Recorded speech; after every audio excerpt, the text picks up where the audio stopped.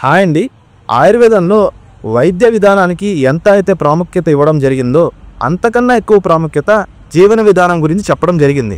ఒక మనిషి ఉదయం లేచినప్పటి నుంచి సాయంత్రం దాకా ఎటువంటి ఆహారం తీసుకోవాలి, ఎప్పుడు నిద్రపోవాలి, ఎటువంటి జాగ్రత్తలు తీసుకోవాలనే విషయం మనకి దినచర్య ద్వారా ఆచార్య చరకుడు, శిష్యుడు, వాగ్భటుడు అనే మహాచార్యులు మనకు అందించడం అయితే జరిగింది.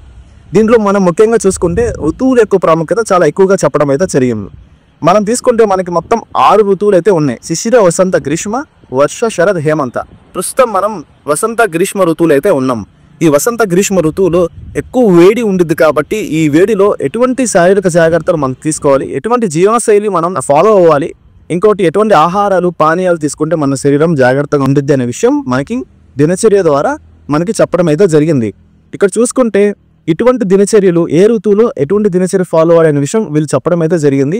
ఇటువంటి దినచర్య కనుక మనం ఫాలో అయినట్లయితే, నార్మల్ హెల్తీ పర్సన్స్ గురించి నేను చెప్తున్నాను, వాళ్ళు చెప్పిన దినచర్య కనుక మనం ఫాలో అయినట్లయితే మనం శరీరాన్ని కాపాడుకోగలము, వ్యాధి నిరోధక శక్తి పెంచుకోగలము, అండ్ రోగాలు బారి పడకుండా మన శరీరాన్ని కాపాడుకోగలం.